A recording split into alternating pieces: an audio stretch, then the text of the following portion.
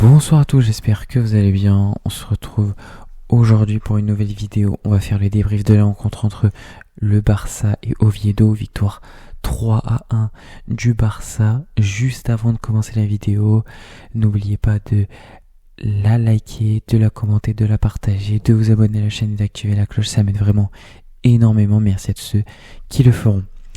Comme je l'ai dit, on a gagné 3-1. Pourtant, ce score, il est extrêmement trompeur, et ça on va y revenir.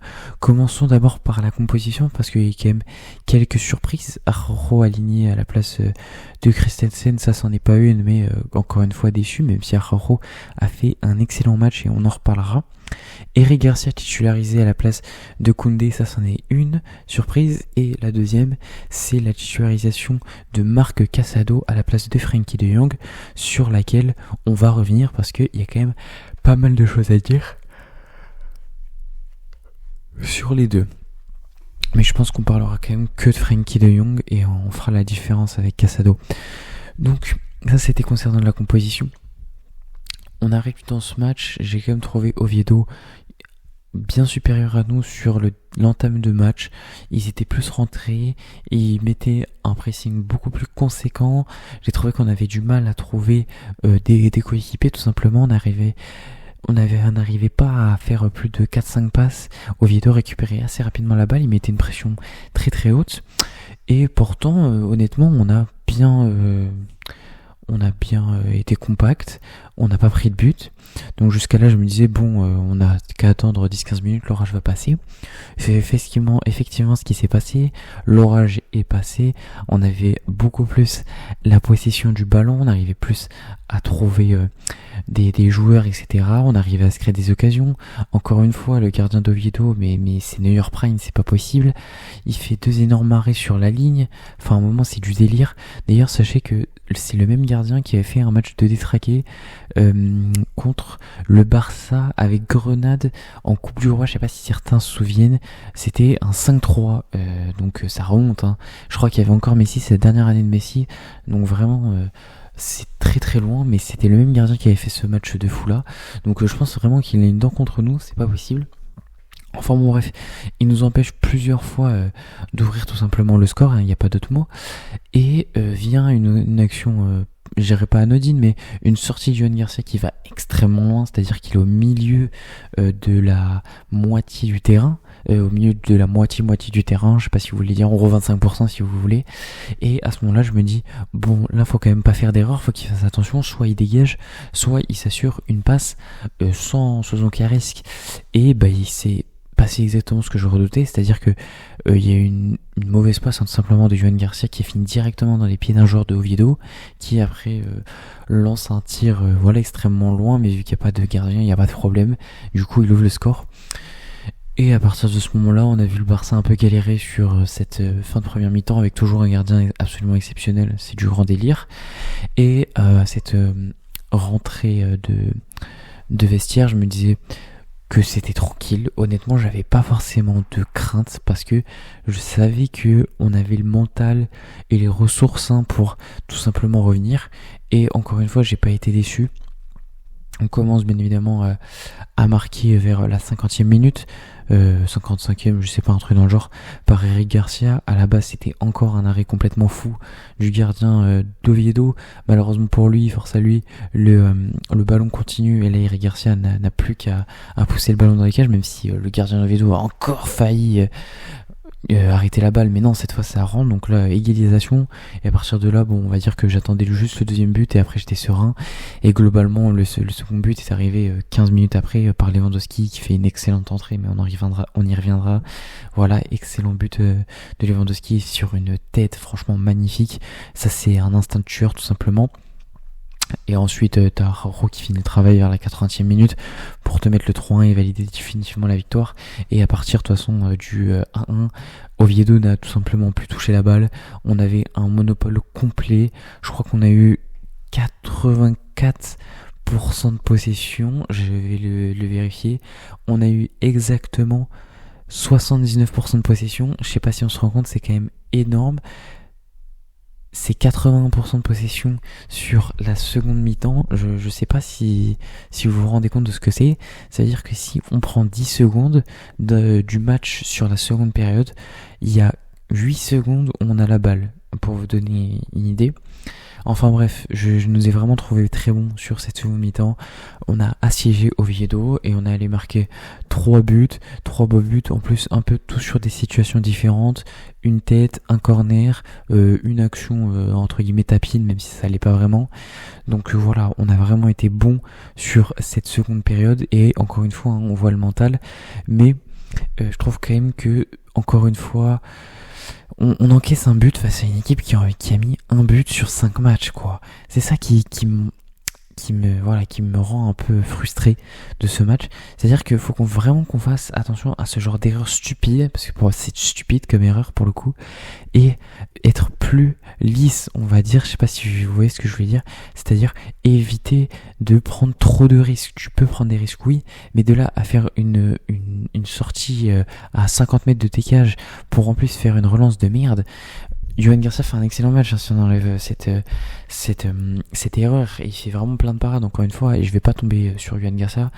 Il fait un bon début de saison, il fait un bon match, donc il y a pas de problème, mais j'aimerais quand même qu'on fasse attention, et c'est quand même des trucs que je trouve récurrents chez nous. Donc voilà. Également, ce qu'on peut dire, c'est que les changements ont apporté quelque chose de très bien. Voilà, j'ai trouvé les changements extrêmement pertinents. Alors c'est vrai qu'au début, j'ai pas trop compris le changement de Lewandowski pour Rafinha. Très honnêtement, je m'attendais plus à la sortie d'Olmo. Certes, Rafinha fait pas un grand match, hein, loin de là. Il a été très emprunté, un peu comme son match face à, je sais plus c'est qui, le match avant le Retafe, Valence, voilà, contre Valence.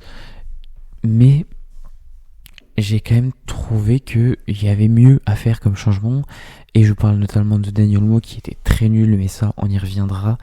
En tout cas, les changements étaient bons, la rentrée de Koundé elle est excellente également, il a récupéré vraiment pas mal de ballons, il a été fort défensivement, et Frenkie de Jong, franchement Frenkie de Jong c'est du délire son entrée, mais j'ai envie d'en parler uniquement quand on parle de Frenkie de Jong. Et Lewandowski aussi, sa rentrée elle est superbe. Donc voilà, les très bons changements de la part de Flick, même si comme j'ai dit, j'étais un peu surpris du changement concernant Rafinha, mais en soi ça s'avère payant, donc encore une fois Flick me fait mentir, et ça c'est toujours un bonheur, hein, toujours un bonheur de douter de Flick, et pourtant à chaque fois il me remet à ma place, c'est toujours incroyable. En tout cas, on va prendre les 3 points après la victoire du Real Madrid face à... j'ai oublié contre qui ils ont gagné. Ils ont gagné 4-1. Bon bref, c'est pas grave, ils ont gagné 4-1, donc ça fait qu'on revient à 2 points du Real Madrid, en sachant que ils jouent quand même l'Atlético ce week-end. Après bon, l'Atlético sur ce début de saison c'est absolument cataclysmique. Ils vivent sur Julián Álvarez, sinon c'est limite s'ils auraient pas une seule victoire. Donc j'attends pas grand chose, mais après on sait jamais, on sait que l'Atlético arrive quand même souvent à prendre des points au Real, donc qu'ils n'hésitent pas. Concernant les joueurs, j'ai envie directement de parler pour moi de l'homme du match, et vous pouvez penser que je vais donner Lewandowski, mais moi je vais donner quelqu'un d'autre. Il a été notamment passeur décisif sur cette rencontre. Je vais parler bien évidemment de Frenkie de Jong, parce qu'en fait quand il rentre tu te dis mais waouh, mais la différence entre lui et Marc Casado c'est fou en fait. Pourtant Marc Casado fondamentalement c'est pas un mauvais joueur, même si sur ce match il fait clairement une mauvaise prestation. La différence est tellement énorme, alors que Casado c'est pas non plus un vieux milieu de base de Liga qui n'a pas vraiment de quelque chose à apporter. Casado est vraiment très intéressant, et pourtant quand Frenkie de Jong rentre, il te le fait passer pour un mec plus que lambda. La différence entre Casado et Frenkie de Jong, mais waouh, juste waouh en fait, parce que ce qu'a apporté Frenkie de Jong, au-delà de sa passe décisive qui est absolument magnifique pour comment il s'appelle, Lewandowski, dans la gestion du ballon, c'est lui quand même qui apporte un contrôle. Il apporte un contrôle et une gestion qui est quand même abusée. T'as Pedri, oui, mais Frenkie de Jong est une pièce tellement essentielle de ton jeu. Franchement, mais vite qu'on le prolonge, parce que Frenkie de Jong Et le milieu, mais l'un des milieux les plus forts d'Europe actuellement, et il est extrêmement sous-estimé. Je pèse mes mots. Frenkie de Jong, il a ce petit truc en lui qui permet de contrôler le tempo. En fait, c'est pas le même jeu que Pedri. Frenkie de Jong il a déjà la possibilité de faire des percées sur 30-40 mètres, on l'a déjà vu plein de fois, mais contrairement à Pedri, qui est plus un magicien, un créateur, Frenkie de Jong c'est aussi créé, hein, c'est pas le sujet, mais je trouve que c'est plutôt un type qui va gérer le tempo, qui va gérer voilà l'aspect tactique, on va dire, même si encore une fois Pedri sait le faire, mais c'est pas le même registre. Je trouve qu'il est au-dessus sur ce point-là que Pedri, et qu'il apporte plus sur ce point-là que Pedri, et c'est fou en fait. C'est quand il est rentré, j'ai l'impression qu'il a cadré toute l'équipe, et c'était un peu lui le capitaine. Donc en soi, j'ai vraiment sa rentrée, c'est waouh. En fait, j'ai pas d'autres mots, je catégoriserais sa rentrée comme waouh. Et c'est pour ça que pour moi, c'est totalement l'homme du match. Ensuite, l'homme du match que beaucoup vont nommer, Lewandowski. Superbe rentrée de Lewandowski. Déjà, première chose, buteur, sur un but quand même très important, parce que la tête elle est quand même assez compliquée, hein, faut aller la chercher, et surtout c'est le but du 2-1, donc c'est un but extrêmement important. Et sur sa rentrée, encore une fois dans le jeu, je l'ai trouvé extrêmement intéressant. Je l'ai pas trouvé à contresens comme sur la fin de la saison 2024-2025. Non, là il était bien, toujours au bon endroit, il essayait pas forcément de participer au jeu, mais même quand il s'y participait, je l'ai trouvé plutôt dans le bon rythme. Et surtout, au niveau des frappes, il a toujours été dangereux. Franchement, le poids qu'il met sur la défense. Bizarrement, Eric Bailly, qui faisait un match exceptionnel jusqu'à l'entrée de Lewandowski, a été beaucoup moins vu. Et je pense que c'est pas un hasard, parce qu'il devait s'occuper que de Lewandowski, parce que Lewandowski te met une force physique que tu dois gérer tout seul. Et si tu commences à aller un peu dans tous les sens, il va te tuer. Et à un moment, c'est là que je trouve que c'est vraiment fou. Lewandowski se décale, mais il est extra-entré à droite. Il tente une frappe, je me dis, bon, ça va être contré, ça va finir sur Namek ou quelque chose comme ça. Sa frappe, elle est extrêmement dangereuse, et elle passe pas loin de tout simplement aller dans les filets. Donc Lewandowski, sur ce début de saison, moi je le trouve vraiment extrêmement intéressant. Ici en plus on a un Ferran Torres qui commence à mettre des buts, et qui commence à continuer, en fait qui continue à être exceptionnel comme ça. Bon là, cela dit, sur ce match il était un peu moins bon, je l'ai trouvé un peu fantomatique, voilà, on n'a pas vu beaucoup de sa présence, mais sur ce début de saison, Ferran Torres c'est excellent. Donc si on commence à avoir deux buteurs qui pareil font une concurrence comme ça, mais c'est magnifique. Mais que demander de plus? T'as une concurrence pour du coup, entre guillemets, le poste d'ailier gauche, pour le poste de 9, pour le poste de 10, franchement c'est superbe. Non, c'est génial, faut le dire, faut le souligner. Ensuite, on enchaîne sur un autre joueur dont je voudrais parler, parce que j'ai quand même trouvé son match extrêmement intéressant. C'est bien évidemment Ronald Araujo. Oui, buteur, mais moi je vais pas trop m'attarder à son but. Voilà, c'est un but sur corner, ça reste excellent, on va pas dire le contraire. Mais surtout, j'ai trouvé Ronald Araujo extrêmement bon dans les duels physiques. Je connais pas sa stat, je vais essayer de la trouver pour voir combien de duels il a gagné, mais moi je l'ai trouvé vraiment extrêmement solide, et j'ai trouvé qu'il a vraiment été bon. Voilà, donc 3 duels au sol, il en a joué 2, et il en a joué 3 plutôt, et il en a gagné 2, et duel arrière remporté, il en a eu 3 sur 7. Donc c'est vrai que comme ça a l'air pas ouf, mais moi je l'ai vraiment trouvé avec une excellente présence physique, et je l'ai trouvé très bon défensivement, et même offensivement. Faut pas oublier que sur le premier but, c'est lui aussi qui est à l'origine, parce que il centre. Donc Araujo, extrêmement bon défensivement et extrêmement bon offensivement. J'ai envie de dire, bah cool, vraiment cool. S'il commence lui aussi à se réveiller, pourquoi pas, tu vois, pourquoi pas. Même si je reste pessimiste concernant sa titularisation à la place de Christensen, s'il continue comme ça, je serai moins, et peut-être que je commencerai à le mettre en 11 idéal, peut-être. Je dis bien peut-être. Ne nous enflammons pas trop non plus. Et enfin, on va finir par une note négative, parce que j'aime bien, je fais ce que je veux de toute façon. C'est Olmo.